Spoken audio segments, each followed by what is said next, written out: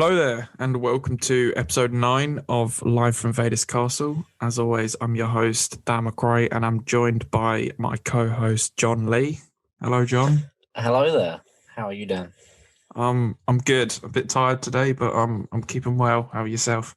Yeah, not too bad. It's been a busy couple of days, but we're here. Yeah, it has. Yeah. If any of you are proper timekeepers, you'll realise that this episode's coming out a day later than normal. We tried our best.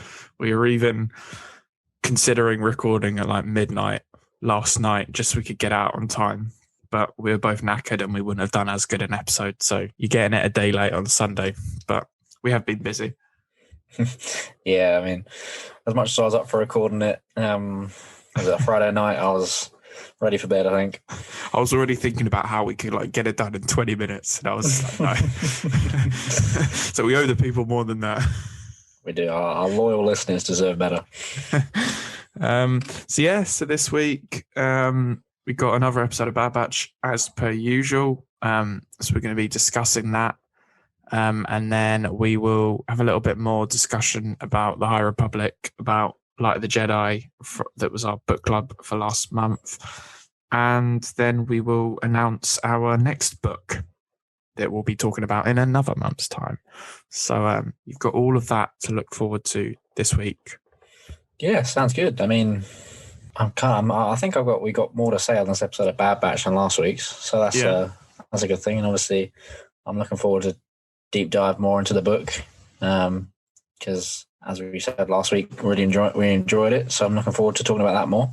Yeah, we had a lot to talk about, and we just didn't quite have the time to discuss it. So we'll pick up those threads today. But yeah, as you said, the first thing we have to talk about is the Bad Batch. We got a new episode yesterday, and it was called Decommissioned, episode 6 of the Bad Batch. First of all, overall thoughts, John. What are you thinking?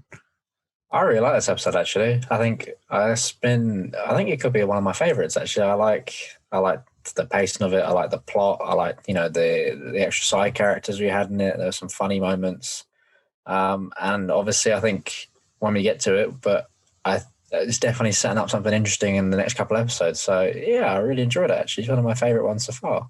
Yeah, I agree, actually. I've watched it twice now. First time I watched it, I thought, okay, that was pretty neat. I like that. It was nice to see these characters. Interesting. And then the second time I watched it, I found myself enjoying it even more. I think there's actually some really funny moments in it, some quite dark and scary moments.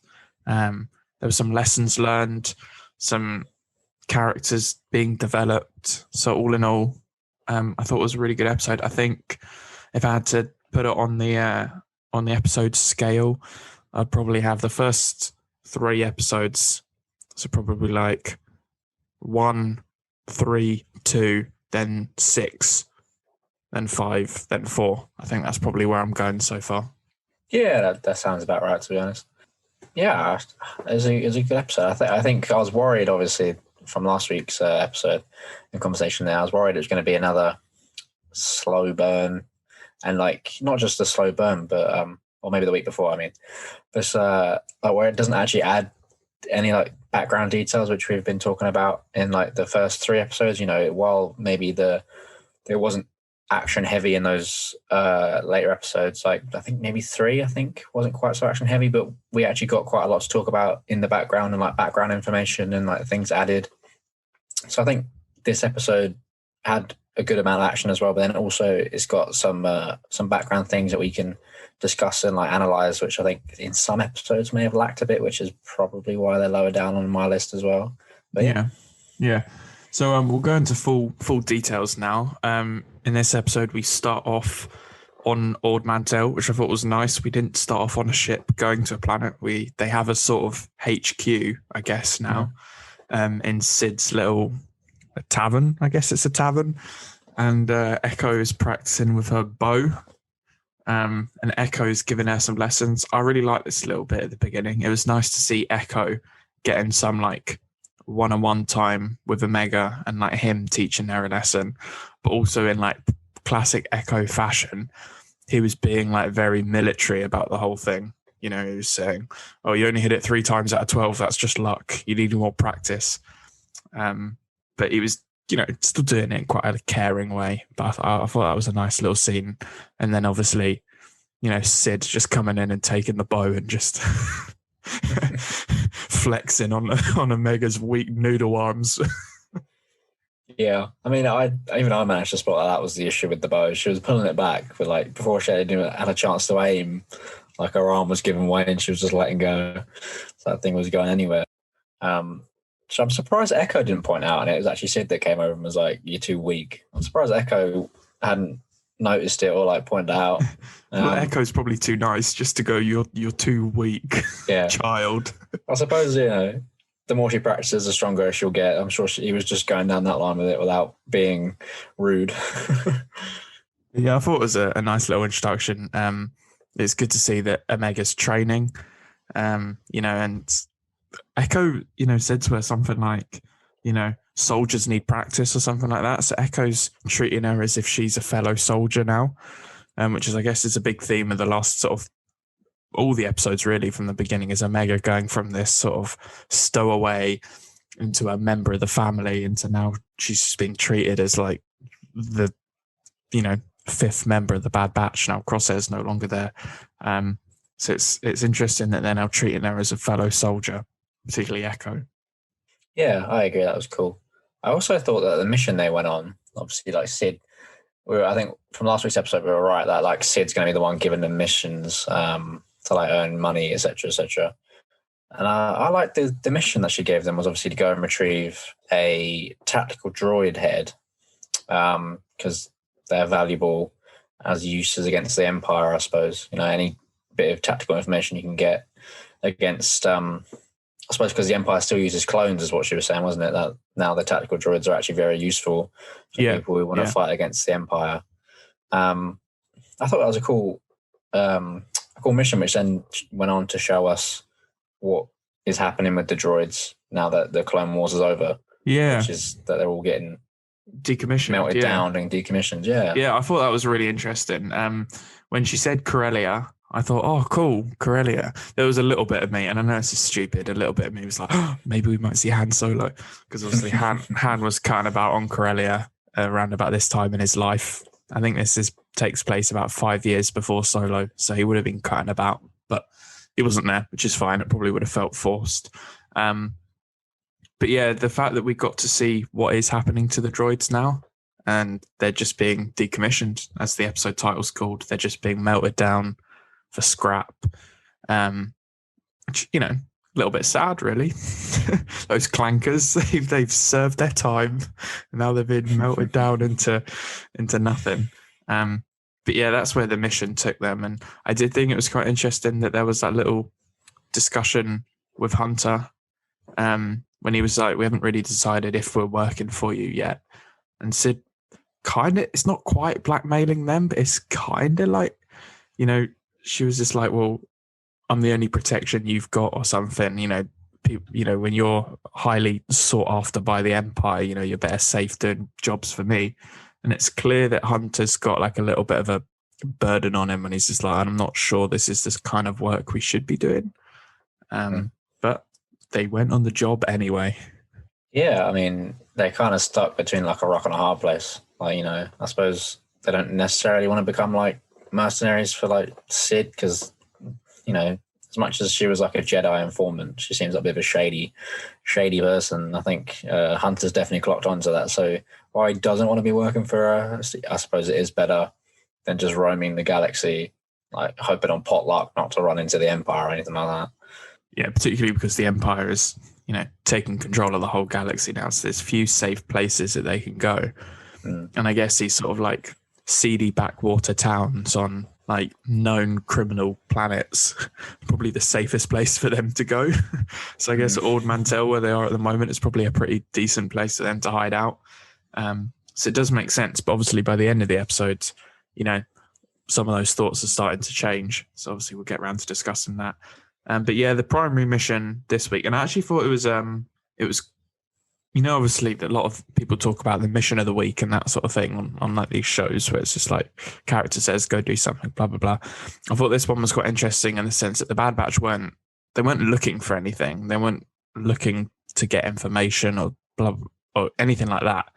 They were just like, Sid was like, yeah, I've got a job for you. And they were like, fine, okay, we'll go. It's quite hesitantly at first. But yeah, the mission is retrieving the super tactical droid's head so Sid can go sell it to some dodgy person on the black market.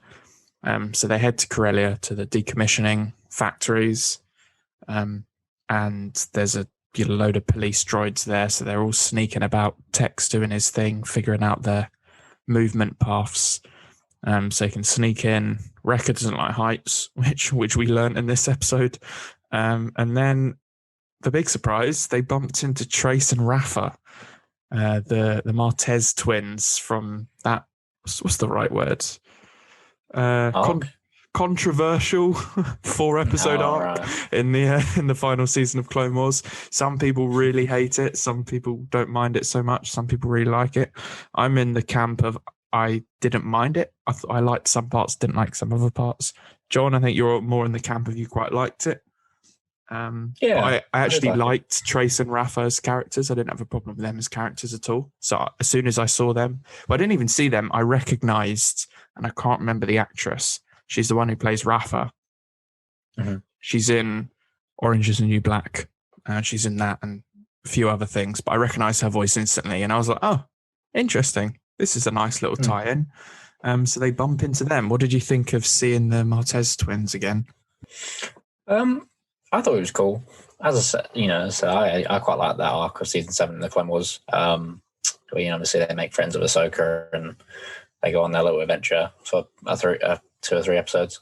I like them as characters. I think they were necessary in that arc, I suppose, to like give us like a broader view of how the galaxy view the Jedi and just how the galaxy live outside of, like the Jedi Order, or like, the episodes with like it's just Jedi or just clones. I think it was refreshing and nice. So I'm interested to see where they are and how they've developed since those episodes. Because obviously when we first met them, they were very much like just doing like, I suppose the same as the Bad Batch now, like doing like shady jobs for well, they were out for themselves, weren't they?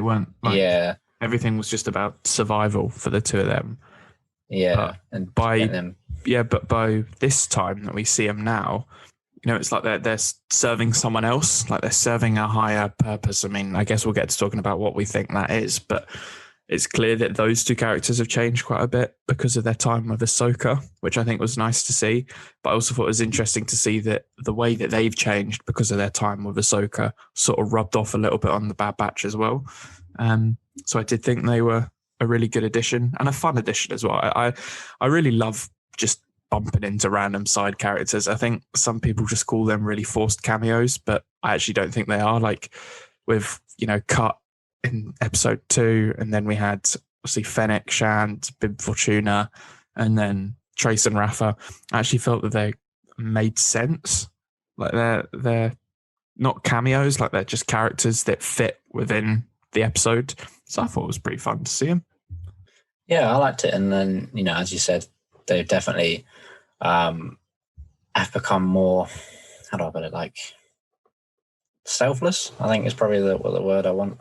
They go on to convince Hunter to, give them the information from the droid because they put it across there like they are using it to try and help people fight against the Empire. Well, obviously, like Hunter's just after it for a paycheck, and we're like, who's morally right there is obviously not Hunter. So that's nice to see that that Ahsoka has clearly rubbed off on them, and then that has clearly rubbed off on the Bad Batch as well. Yeah, and I thought they're dynamic. Like, this is what I agreed with you earlier when you said this is a really well-paced episode. I actually really agree. I think this was a really well-paced episode because at the start of the heist, the mission or whatever, it's the Bad Batch on their own, everything's fine.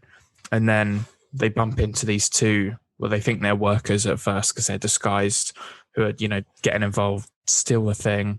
And then because of everything going wrong with the, Omega shooting the arrow at the wall because of Rafa and such, all the droids come in and then they have to team up and work together to escape.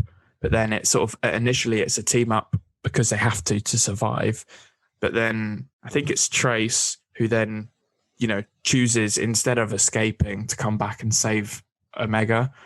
And then obviously Hunter thanks them all for helping. So there's that bit of a dynamic where it starts from their antagonists to, regretfully helping each other to willingly helping each other throughout the episode. And I think that little arc within the episode works really well. Yeah, I thought that. I think they have some good dialogue with each other as well, actually, between like the sisters and the clones. The Bad Batch. I think they had some nice dialogue together. Yeah, my favourite line of the entire show, I'm assuming it's the one that you're talking about as well. Yeah, I'm going to assume so.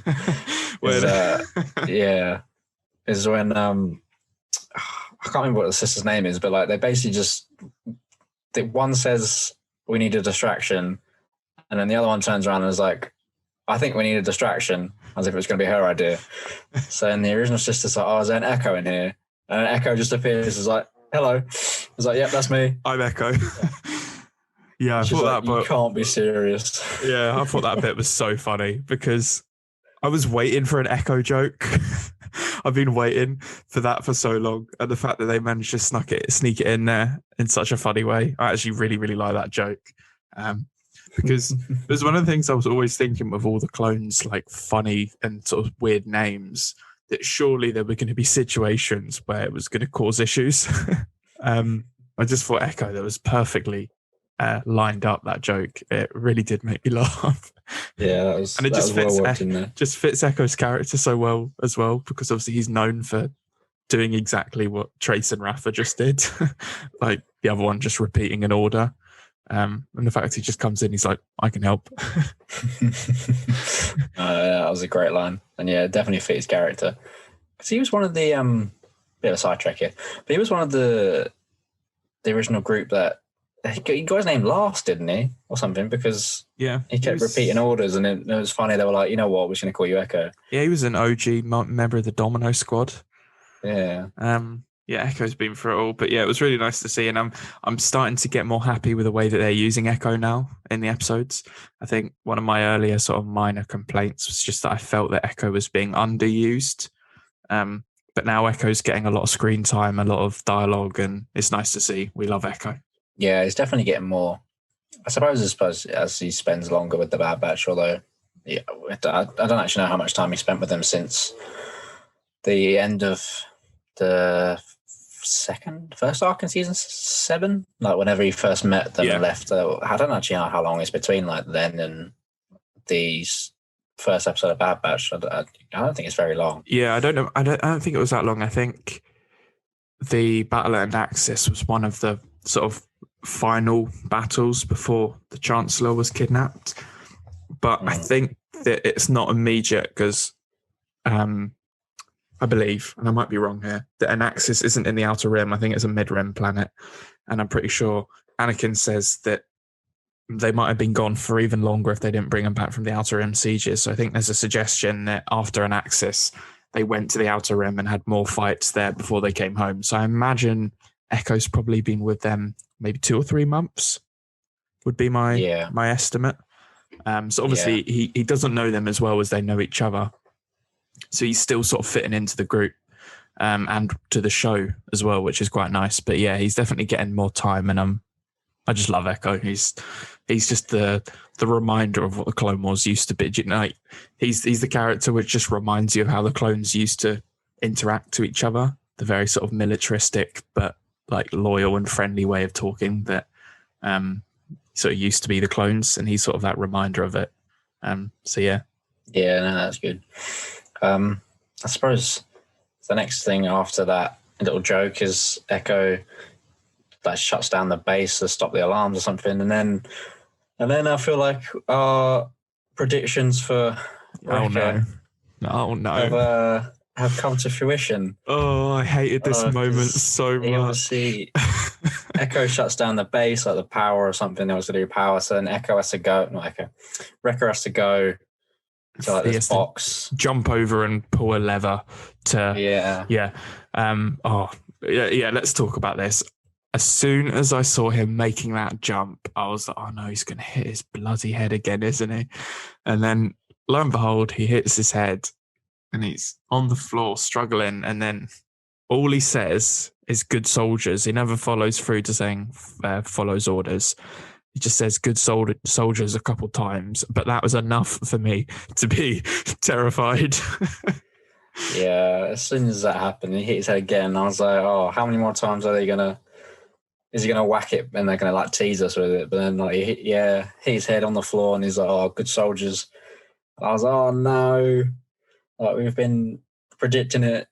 Like, every time he's whacked his head in the last like 3 or 4 times, and this is. I'm pretty sure we started talking about it in the very like after episode 2, because I think episode 2 was the first time he had a bit of a headache in Cut and Run. Actually, no, it wasn't. Was it? It was episode 3 when they crash landed on that moon.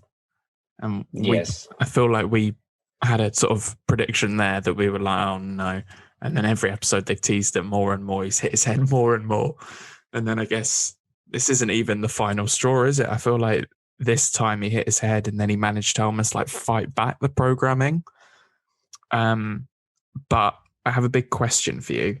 Do you think the reason he didn't sort of go all Order 66 was because A, he fought back the programming because, you know, his enhancements and everything, he was strong enough to fight it back in that moment, or B, because there wasn't any Jedi around?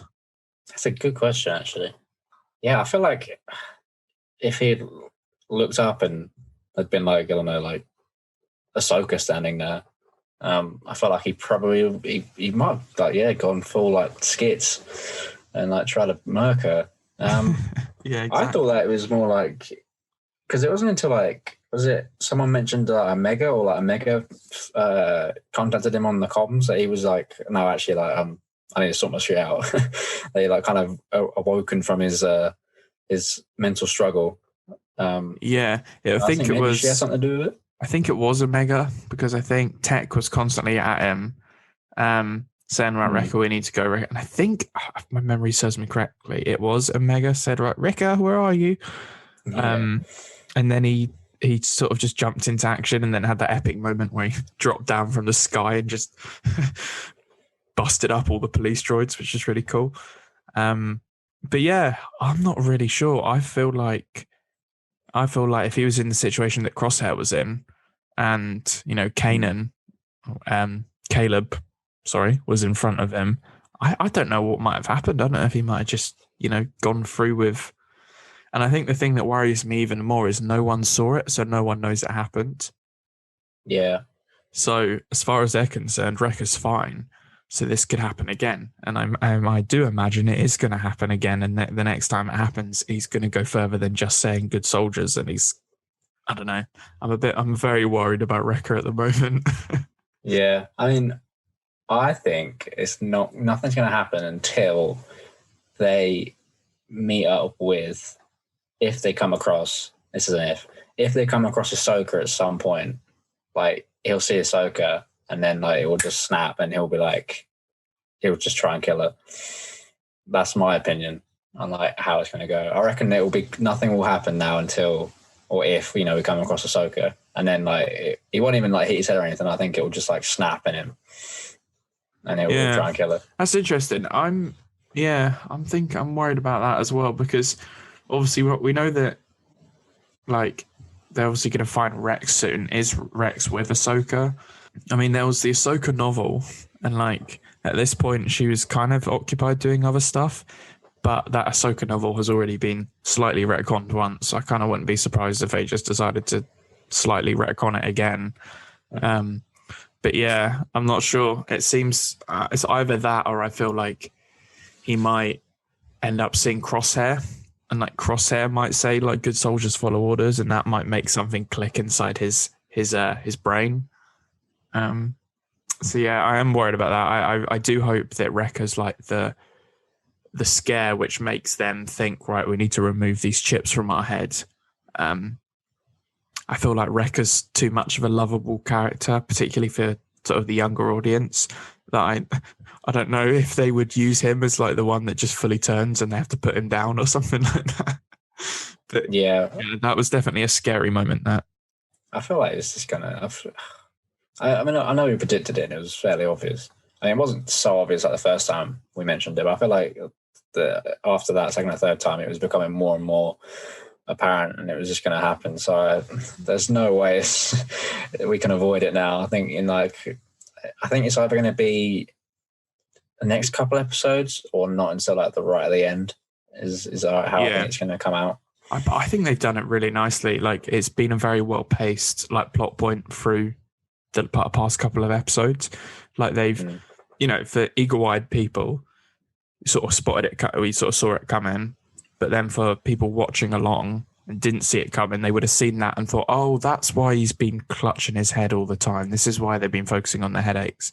So I do think it's been like really nicely sort of like laid out for us. But yeah, I don't imagine we've seen the last of Wrecker and his head problems. No, definitely not. I'm going to do an amazing segue. Speaking of heads, the tactical droid's head. That was terrible, wasn't it? They're stuck in a bit of a muck with droids attacking them all. So they decide to turn on the tactical droid's head and use it to command loads of clankers to assist them. This was the moment that I actually really found quite funny, was when all the B1s like woke up, and then like one of them was like, "Did we win?" and then one of them was like, because they were shooting they were shooting other droids. It was droids on droids. So I think one of them heard the order. It was like, "Sure, I guess." Like, the hesitancy of the fact that they had to kill other droids. I just thought that the comedy of that moment worked really well, and the fact the batch found it really weird that they were like had droids fighting for them. But yeah, I like that they hacked the tech, got his little tech moment and hacked the head. Yeah, I thought that was really cool.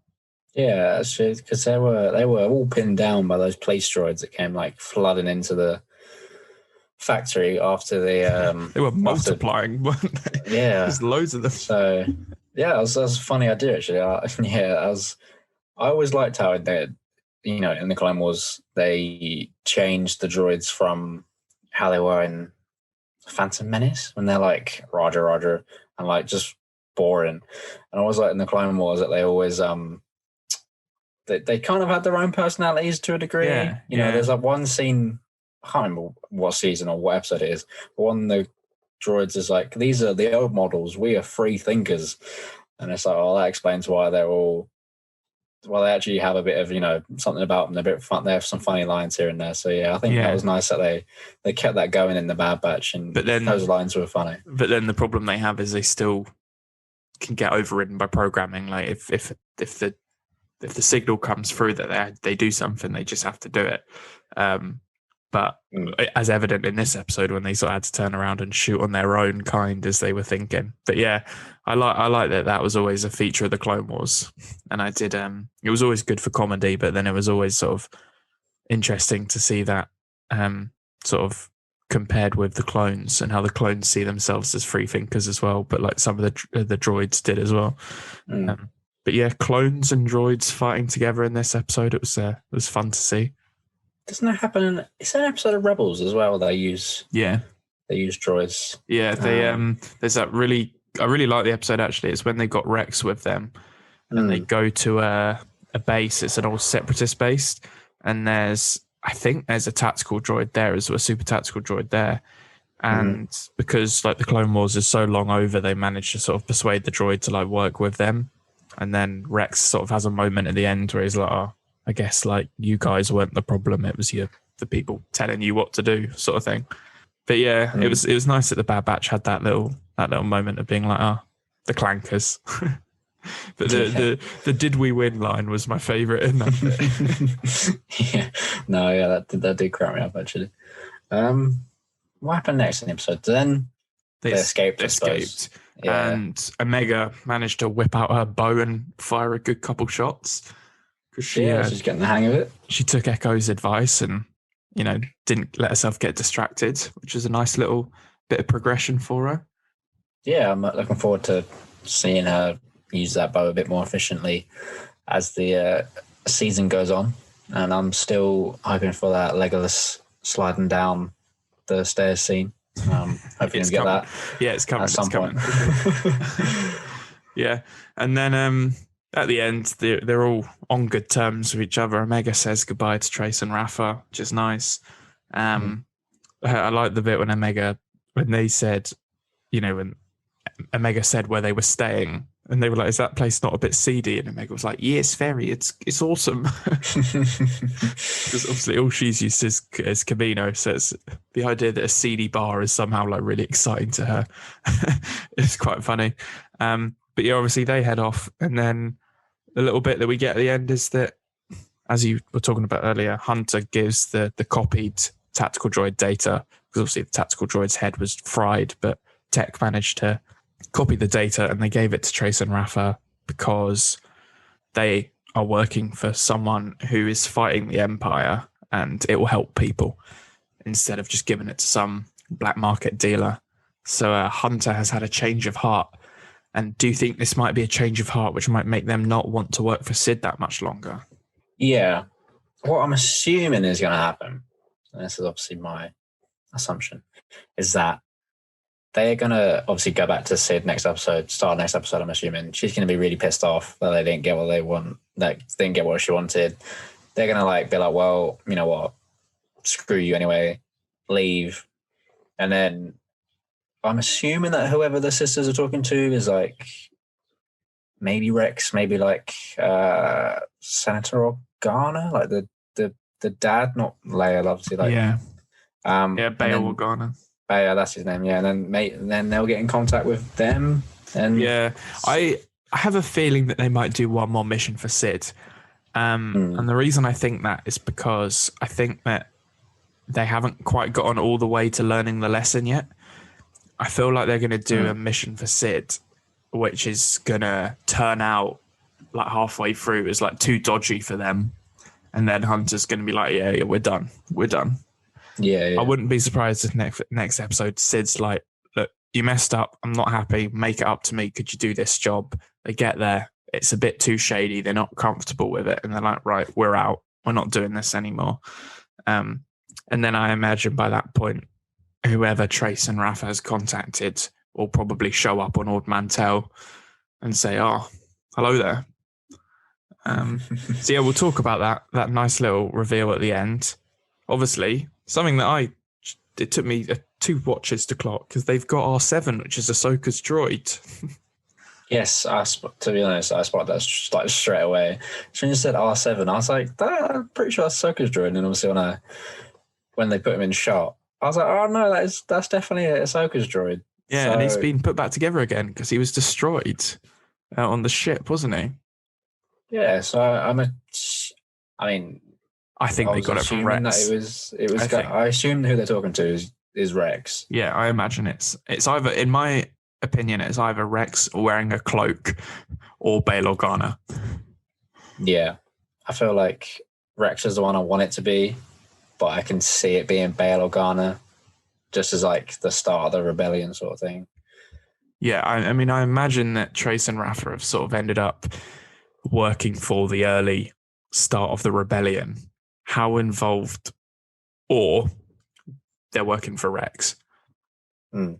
We don't know yet. I don't know if Rex and Bail Organa are even working together. I'm not really sure. We'll see who it is.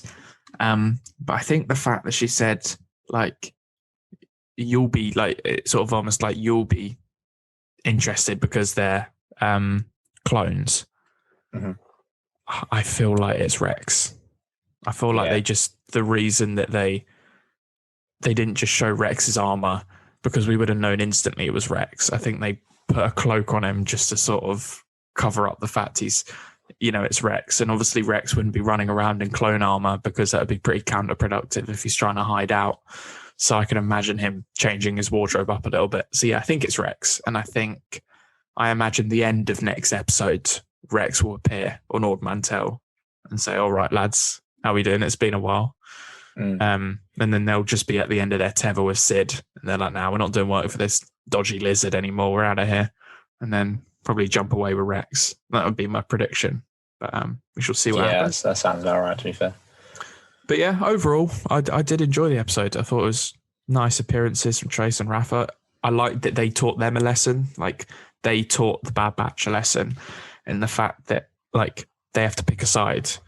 They can't just go around not picking a side. And the fact that Hunter was sort of like, it was easier being soldiers because we knew which side we were on, basically.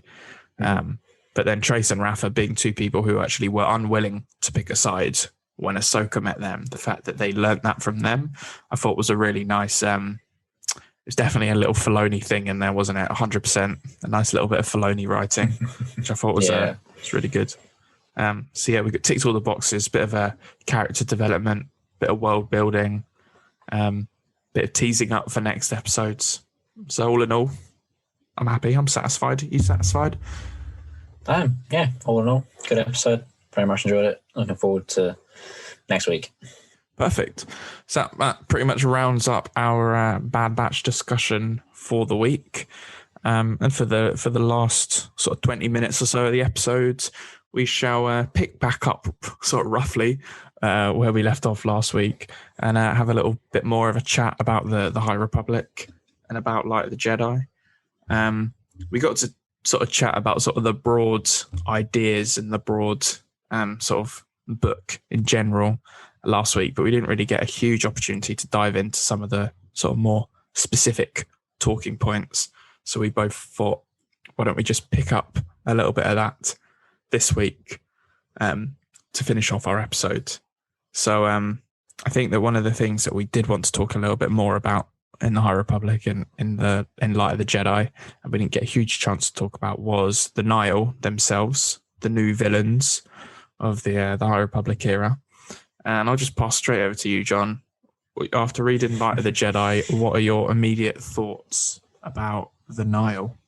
I think they're very clever villains for the Jedi to have, I suppose, because especially obviously in the at the beginning of the book, before they kind of get taken over and reinvented towards the end.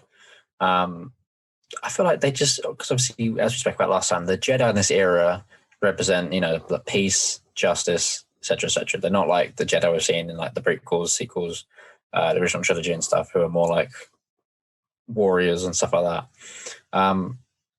And I feel like the Nihil, they just represent, like, especially at the beginning of the book, just like pure chaos. They just fucking like do whatever they want. They go around just like pillaging, destroying planets, cities, taking what they want. Doing loads of drugs. She's doing a ton of drugs. I think, they're pure chaos, which is just obviously like the polar opposite of what the Jedi are in this, or what the Jedi mostly represent in this era. So I think that's a very clever way of doing it. Yeah, it's interesting because it's like the Jedi and the Republic sort of really represents freedom. Which is obviously the opposite of order, which is what sort of the Empire stood for. But the Nihil sort of represent like a twisted, sick version of freedom. It's like freedom from consequence, freedom to do whatever you want and to hurt whoever you want and to steal from whoever you want. Mm-hmm. So it's like weirdly similar but massively different at the same time, what they represent and what they fight for. So, yeah, I agree. I think that is why they make such effective villains. Yeah, because, I mean, there's nothing more to, like, hurt the Jedi in this era than to just, like, go around and just, like, kill, terrorize, like, as many people as possible. Because, obviously, we've had the Jedi and, like, the Jedi we're used to are obviously very, like, loving and peaceful, etc., etc. But the Jedi in the High Republic era are, like, especially, like any loss of life, no matter who it is, even like the people who, even the Nihil, like there's on a couple sentences, when like some of the Jedi have to kill the Nihil, like, they don't enjoy it. Like they still feel like the loss of life is a waste. Yeah, they feel guilty for killing these savages. So having, the villains of the book just be like, all about, just killing as many people as possible. Yeah. And just, as you say, like freedom of just any consequences of just so they can do whatever they want to whoever they want is, I think there's no greater, what's what I'm trying to say? There's no foil to the Jedi. Yeah. In this, especially in this era. Yeah, because the Jedi are being like the idyllic Jedi of like what they're supposed to be, and what they're really supposed to be, as you said, is obviously peacekeepers. They're not meant to want to fight, but they've essentially got a group of villains who make them have to fight. But it's not in the same way of like a war. Like the Clone Wars. Obviously, the Separatists made them have to fight because they had to join the war. But this is different because it's not a political thing. This is purely just like. It's a different way of looking at the dark side, I guess. It's like obviously the Sith and the dark side, have all about, as we said, control and that sort of thing, and they're very structured. They get involved with politics, as we know, with Palpatine and all that sort of stuff. But this is just purely chaos in the furthest reaches of the galaxy that the Jedi almost just have a moral obligation to get involved. And it's not morally ambiguous whether they should or shouldn't. Like they just have to, because if they don't, more people are going to die in these like the disasters and that sort of thing. I mean, Kassav in particular is responsible for like the death of like 1.2 billion people when he lets that moon die. Marchion Row causes the great disaster to happen, and that kills obviously millions and millions into billions as well. So these guys aren't just savage space Vikings, so like they look like, basically, but they go run much deeper. Although one thing that I heard someone talk about on a podcast, and I cannot get out of my head, is the fact that they're basically just a pyramid scheme. Like when you think about it, like when you start off as a strike, and then if you do well, you get to be a cloud, so you have a few strikes of your own. And when you do really well as a cloud, you get to become a storm, and then you have your own clouds who have their own strikes. And then when you become a really good storm, you become a tempest runner, and then you have a whole tempest to yourself. And then there's 3 tempest runners, and each of them are answerable to only themselves. They don't have a higher boss who they need to pay their give money to. It's just a big pyramid scheme. Yeah, exactly. So they think they have freedom, but they're actually just stuck in a pyramid scheme. Yeah, exactly. And that's like the really twisted thing about it, is they all think that they have this massive freedom, but by the end of the book, they realize they all just work for Marchion Row. So I guess Charles Soule just like really hates pyramid schemes, and he's just exposed pyramid schemes to the whole world of what they really are, which is just savagery, really. So don't join a pyramid scheme or you end up like the Nile. Oh, that's actually very funny. Is it the paths they use? Is that what it's, I'm pretty sure that's what it's called, with the the paths. So basically, they obviously, to cause the disaster, the great destruction of disaster, or disaster, I think it's called.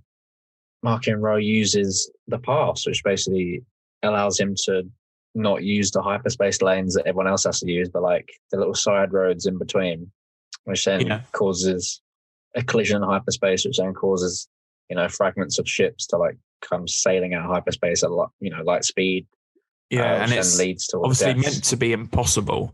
You're not meant to be able to collide in hyperspace, because it would be like driving on a road in the exact same lane, going at the exact same speed. So you're never going to catch up with someone in front of you, and someone behind you is never going to catch up with you, and you're in the exact same lane, so no one's going to come in from it. That's what it's meant to be like. But this hyperspace collision would be like a road coming across your lane and a car driving across, but that road isn't meant to exist. That's sort of how I picture it in my head. Charles Soule always described the paths as like hyperspace lanes are like main roads. He called them highways because he's American, but the main roads, the A roads, the motorways, and then these are like tiny little side roads that you're not meant to know exist, that like goes between all of them. And the Nile are the only ones who have access to this technology, because they're the only ones who have access to Mari Santeca, who is this really, really old woman who should not still be alive. Who's being like, it's really twisted, the fact she's being kept alive purely to make these paths, and she's sort of lost so much of her mind now. She doesn't really know from time to time whether it's Marchion Ro she's serving, or whether it's his dad, or whether it's the other Santekers, and she thinks she's making paths to be sold to like help the galaxy, but really she's doing it for this twisted leader. It's all very dark, but yeah, it's this thing that they have access to that no one else in the galaxy does have access to, which makes them so incredibly dangerous. You could just be escorting 100 civilians across, between a planet and a moon, and then suddenly they can just appear out of nowhere and destroy the ship like that, and you wouldn't even see them coming because they don't appear on any normal hyperspace like trackers or anything. Yeah, because it's a slight tangent, but I'll circle around. Because obviously you have people talk about like the scenes from like not New Hope, Empire Strikes Back, and they're like, well, why didn't the ships escape and just go the other way instead of like right into the Empire to like get away? And it's like, it's because they had to get to the hyperspace lanes. You can't just like leave a planet and just like freely go to hyperspace in whichever direction you want.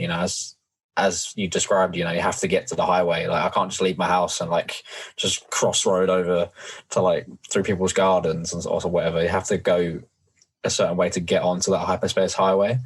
But obviously this power of the path, they can like just appear, disappear wherever supposedly wherever they want, as long as they have a path from that lady you were just talking about. So it's very dangerous, and they can appear, disappear, kill, plunder wherever they want, I suppose. Yeah, exactly. And the science of hyperspace does get sort of from time to time edited in Star Wars a little bit, but it's essentially there's access points, as you were saying. And if they can just skip these access points, then no one knows whatever direction they're going to come from. And then I think the other interesting thing, which I picked up on my reread, is their base. Their sort of secret base is called No Space, like where they are, and it's supposed to be this like hidden place that they can only access because of their paths, sort of out beyond a nebula. And the fact that they basically can't even be found because they have this like secret door basically into part of space that no one else can even get access to. Where the little pocket base is. So yeah, they have a lot of power, and I think going into the High Republic, when I had sort of just seen the teasers about them and that they were sort of these vicious space Vikings, who pillage and savage and that sort of thing, I was like, okay, but the Jedi can deal with that easily. But by the end of this book, I was like, right, these guys are serious because they have something that the Jedi actually just don't know how to deal with, which is their use of the paths. Yeah, especially because in this era of the galaxy, I think the Jedi are seen as as like all powerful. Like, there's not a lot they can't do. It seems so. Yeah, having a villain, I think I said this last week, but having a villain that's got a power beyond the ability of the Jedi is very interesting. Yeah, exactly. And I think we're only just going to see more and more as the sort of series goes on about sort of what their full potential is, and what specifically Marchion Ro's plan for for dealing with the Jedi is, because he's sort of, this whole book really from the villain's perspective was about him restructuring the pyramid scheme so that he had complete control, and dealing with his troublesome Tempest runners. So, I mean, specifically Kassav, because Kassav is, if my memory serves me correctly, he is Deed, isn't he? The folk from what's the planet? Iriadu, Tarkin's planet. They just came and killed him. But Lorna D and the other guy, Pan Eater, they're still kicking, but they're just fully working for Marchion Ro now. So it's going to be interesting to see how that dynamic changes, because I really like Lorna D. I don't like her, obviously. She's pretty wicked. She captures my boy Loden, but she's a really interesting character. And like the fact that she named her ship after herself, and she's pretty badass. Like, she uses this nerve gas, which the other Nile leaders don't have access to. She's pretty dangerous in herself. I know Cavan Scott is writing an audio drama called Tempest Runner, all about Lorna D, which I'm quite interested to listen to when it comes out. So it's going to be interesting to see where these Tempest Runners, who used to have all this power and sort of unchecked authority over their Tempest, what they're going to do now that they essentially have a boss that they didn't have before. So I imagine there's going to be a lot of infighting within the Nile as much as there's going to be outfighting. Yeah. Obviously, at the end of the book, obviously we find out about Rose, big plan, and his hatred towards the Jedi. I'm so curious about where it's going to go. Like, what that artifact he has is, and two, like, why did he want to capture a Jedi? Like, what's he going to use him for? I just feel like I've genuinely got no idea. I've got no. And why did it have to be our boy Loden Greatstorm? Oh, yeah. He had his pick. He had so many Jedi he could have taken, and he had to take Loden. But I guess that's the reason, isn't it? Because we love Loden, so Charles Soule had to break our hearts a little bit. But yeah, no, I'm really interested to see where it goes. And I think what I really like about the book and about the era as a whole is we've been introduced to so many new characters, like all the new Jedi who survived Light of the Jedi. Obviously, we've got sort of like the non-Jedi characters, like the Chancellor, like the married couple, Joss and Picker, who were involved on the rescues. You've got like the Admiral. You've got obviously in the comic, you've got Keeve Trennis as well. So you've got, and Into the Dark introduces some new characters. So you've got all these new characters, and I'm just really interested to see like where all of them go, because for once in Star Wars, we actually don't know what's going to happen to any of them, with the exception of Yoda. Yoda's the only one that we know isn't going to die because we see him in the prequels. But every single one of these other characters, we don't know what's going to happen to them. They could die in the next book, in the ninth book in the series. They could just go whenever because we have no idea. And I think that's what keeps me on the edge of my seat. Yeah, definitely. As you said, Yoda is actually the only one who we know, where his story ends up and stuff. I mean, technically Yarl Poof as well, because he's in it, and Oppo Ramesses. They're two council members from the Phantom Menace. But apart from that, we have no idea. I mean, I know that there's some theories surrounding. There's something called the Lost 20, which was introduced in. Can't remember when it was introduced, but it's talked about quite a lot in Dooku Jedi Lost, and these are like 20 Jedi who sort of were lost. They left the Order and they vanished. Essentially, they're called the Lost 20, and there's some speculation that a couple of the characters could become some of the Lost 20. I won't jump into too many spoilers, but yeah, there's definitely some interesting stuff going on, and what's going to happen to these characters, we just have no idea. No, I don't know. I feel like this era of Star Wars though has gotten me hooked. One, as you say, because of like the uncertainty of it. Because I mean, as much as I'm like enjoying like the Bad Batch, or like I enjoy like the Clone Wars TV show and stuff.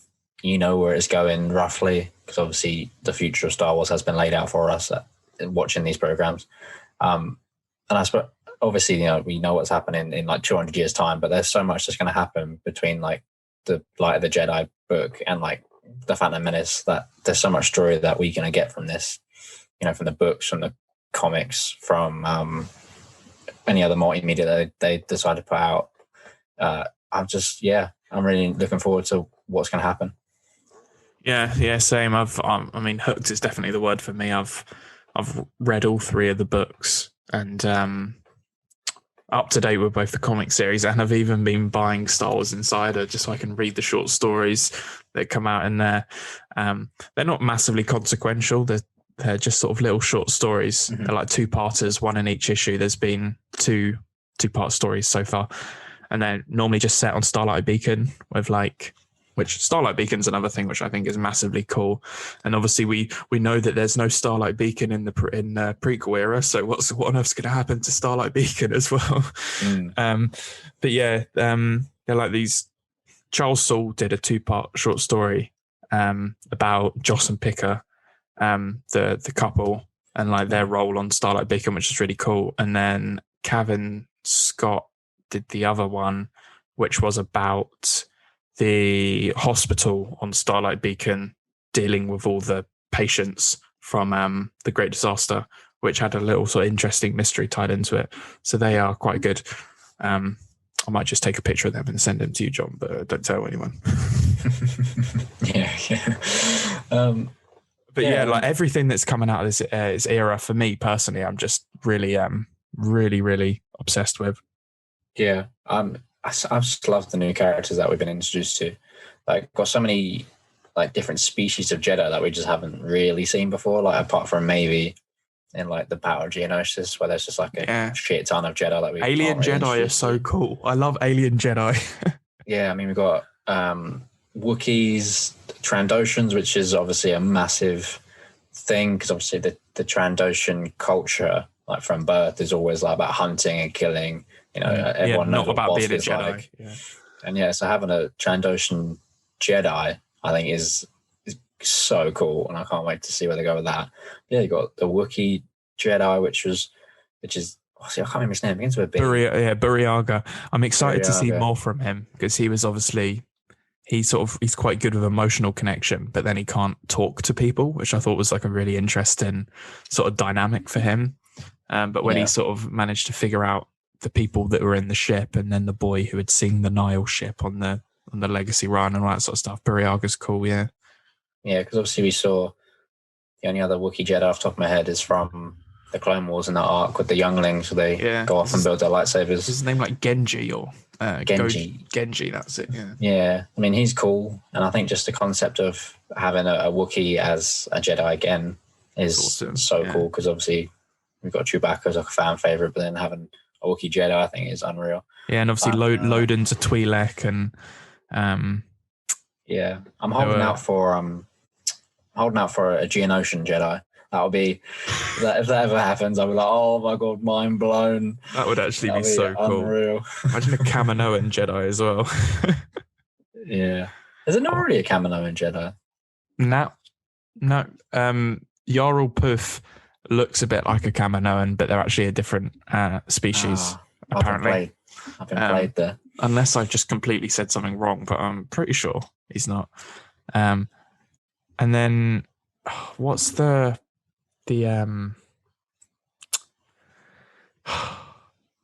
Ithorian? I can't remember if the Jedi is called Mikhail Sutmani. He's plays quite a big part. His is it his master or just his sort of like partner? No, it's his partner who dies because Lorna D blows her up when she's trying to retrieve the flight recorder. And he's an Ithorian, which are the aliens with sort of like the long head, which sort of like comes out and bends upwards, and they can't like speak. They need like sort of like speaking apparatus on them. They look like hammerhead sharks. Yeah, they look like hammerhead sharks. Yeah. So that was quite cool as well, because obviously the only one that we've seen before was the one that was in like the Cartoon Network Clone Wars. But obviously that's not canon now, so it's cool. Yeah, I just love that we're just getting such vibrant like alien characters, and I think that they're doing a really good job of having like a really wide range of male characters, female characters, alien characters. It's just a nice sort of breath of fresh air, to be honest. Yeah, I mean, even the what are the ones that are introduced in the comic series? The twins, Tarek and Seret. Yeah, they're a cool concept because they're non-binary. Yeah, they're non-binary because they are essentially like the same person. But like separate, like they're twins, but like deeper than that because of the alien species they are. They have this like crazy connection between the two of them. Yeah, they're cool. I like that. I mean, I've only read up to issue 2 of the High Republic series. Yeah, they're really cool. Much of them, but yeah, they're cool. Yeah. Yeah, no, I'm really looking forward. There's a character getting introduced in the next book, and then there's going to be a graphic novel and called Ty Yorick is the name of the character, and she's like a Jedi who's left the Jedi Order to become a sellsword and a monster hunter, and I just think that is the coolest idea I've ever heard. So she runs around with like a purple lightsaber in one hand and a blaster in the other, and that gets me really excited because that's just, again, something we haven't seen before. So I'm looking forward to getting all these sort of weird types of characters and falling in love with all of them, because you really can. It's quite amazing, actually. Like with a well-written book, you can really, just with words on a paper, you can perfectly visualize exactly what that Jedi is going to look like and exactly why you like them, even though you've never actually seen them. Mm-hmm. Yeah, I'm just looking forward to the new characters to explore and different aspects of like Jedi that we haven't seen before. Yeah. Well, I guess that leads on to our book club for next month. So we are going to stay with the High Republic because we're having a lot of fun with it.